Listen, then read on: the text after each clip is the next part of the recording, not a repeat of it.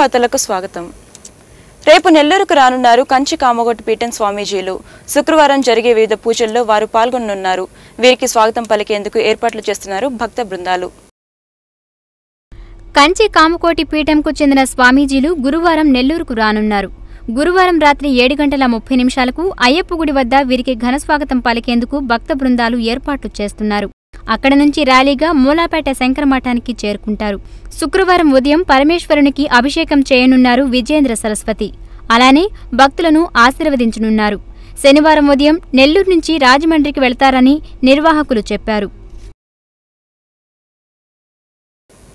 ఈ ఏడాదిలో 10వ తరగతి ఇంటర్మీడియట్లలో అత్యధిక మార్కులు సాధించిన విద్యార్థులకు నూర్ భాషా దూదేకుల ముస్లిం సంక్షేమ సంఘం ఆధ్వర్యంలో ప్రోత్సాహక బహుమతులను అందజేయనున్నట్లు సంఘం నాయకులు చెప్పారు. అర్హులైన విద్యార్థులు తమ మార్కుల లిస్టులను తమకు పంపాలని కోరారు. నెల్లూరు ప్రెస్ క్లబ్లో నూర్ భాషా దూదేకుల ముస్లిం సంక్షేమ సంఘ నాయకులు సలీం, ఖాదర్ బాషాలు మీడియాతో మాట్లాడారు. ఈ ఏడాది 10వ తరగతి ఇంటర్మీడియట్ పరీక్షలలో అత్యధిక మార్కులు సాధించిన విద్యార్థులకు తమ సంఘం ఆధ్వర్యంలో ప్రోత్సాహక బహుమతులను అందజేయనున్నట్లు చెప్పారు. అర్హులైన వారు తమ మార్కుల జాబితాలను సంఘం నాయకుల ద్వారా గాని ములుముడి బస్టాండ్లోని సంఘం కార్యాలయంలో గాని అందజేయాలని కోరారు. సమావేశంలో నాయకులు బాబిజాన్, ఎస్కే రసూల్, షేక్ మీరా సాహెబ్ తదితరులు పాల్గొన్నారు. 10th లో 8.5 గ్రేడ్గా నిర్ణయించాము. అలాగే ఇంటర్మీడియట్లో 900 పైన మార్కులు సాధించిన వారికి ఈ ప్రోత్సాహక బహుమతులు జూలై నెలలో అందజేయడం జరుగుతుంది. కావున ప్రతి ఒక్కరూ ఈ విషయం గమనించి ఈ నెల 30వ తేదీ లోపల ఆయా మండలాధ్యక్షులకు కానీ రాష్ట్ర కమిటీ సభ్యులకు కానీ ఎవరైనా సంఘ నాయకులకు ఎవరికి అందజేసినా కానీ మాకు చేరుతాయి. దాని ద్వారా మేము అందరికీ ప్రోత్సాహక బహుమతులు ఇవ్వగలగాలని తెలియజేస్తున్నాము. తమ డివిజన్లో పారిశుద్ధ్యం అధ్వానంగా తయారైందని, వర్కర్ల కేటాయింపులో నిర్లక్ష్యం వహిస్తున్నారని హెల్త్ సూపర్వైజర్ శివనాగేశ్వరరావుకు వివరించారు 48వ డివిజన్ కార్పొరేటర్ కుంచాల కృష్ణవేణి. 2 నెలలుగా తాము మేయర్, కమిషనర్, హెల్త్ ఆఫీసర్లకు ఎన్నిసార్లు చెప్పినా పట్టించుకోవడం లేదని ఆరోపించారు. నగరంలోని 48వ డివిజన్ పరిధిలో పారిశుద్ధ్యం అధ్వానంగా ఉందని, పారిశుద్ధ్య కార్మికుల కేటాయింపులో అధికారులు నిర్లక్ష్యంగా వ్యవహరిస్తున్నారని ఆరోపించారు ఆ డివిజన్ కార్పొరేటర్ కుంచాల కృష్ణవేణి. స్థానిక పాత మున్సిపల్ కార్యాలయం వద్ద శానిటరీ సూపర్వైజర్ శివనాగేశ్వరరావు ఇన్స్పెక్టర్లను కలిసి తమ సమస్యలను వివరించారామె. స్థానిక నేతలు శ్రీనివాసులు తదితరులు కూడా సమస్యలపై మండిపడ్డారు. 2 నెలలుగా తమ డివిజన్లో పారిశుద్ధ్యం అధ్వానంగా ఉంటే పట్టించుకోవడం లేదని, ఈ విషయంపై మేయర్, కమిషనర్, హెల్త్ ఆఫీసర్లకు ఎన్నిసార్లు చెప్పినా నిర్లక్ష్యంగా వ్యవహరిస్తున్నారని ఆరోపించారు. వెంటనే తమ డివిజన్కు కార్మికులను కేటాయించాలని డిమాండ్ చేశారు. 48వ డివిజన్లో మున్సిపాలిటీ అధ్వానంగా ఉందండి. కార్పొరేషన్కి సంబంధించి ఎక్కడెక్కడ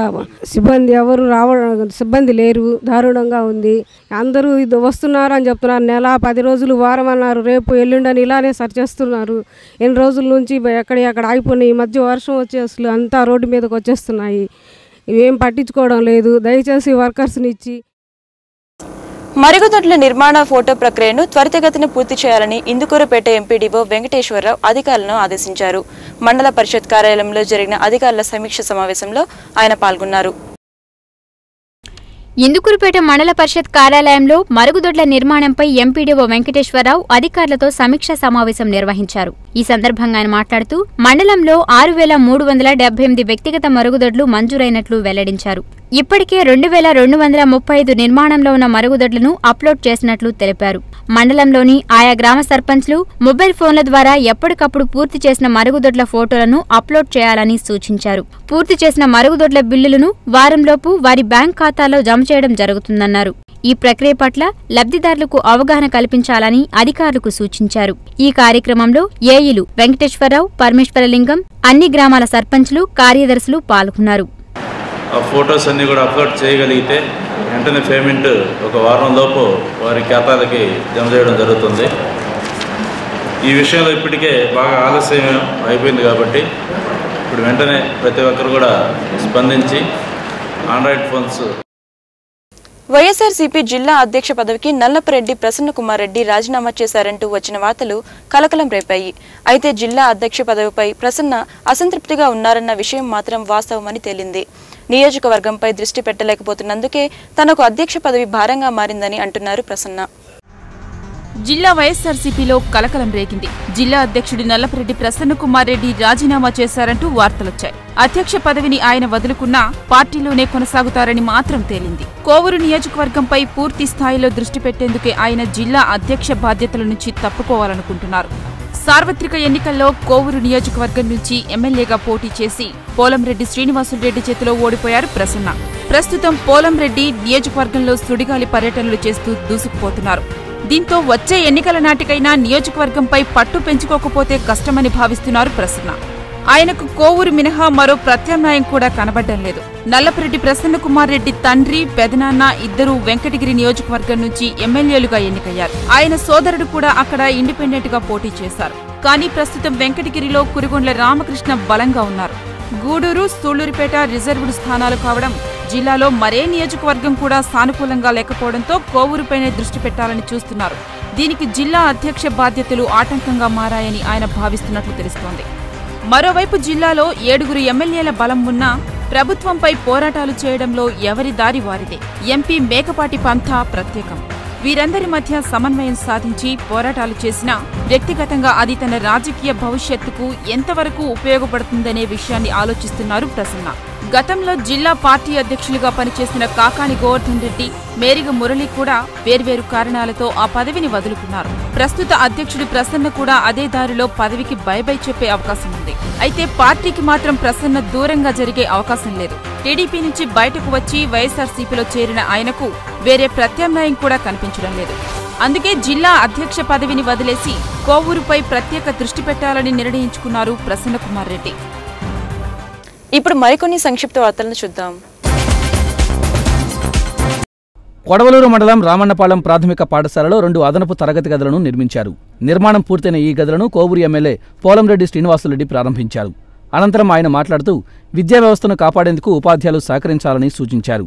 విద్యార్థుల కోసం ప్రభుత్వం ప్రవేశపెట్టిన పథకాలకు విస్తృత ప్రచారం కల్పించాలని పిలుపునిచ్చారు. ఈ కార్యక్రమంలో MPP Venkamma, MRO Venkateswarlu, MPDO Vasundhara, MEO Vidyarani తదితరులు పాల్గొన్నారు.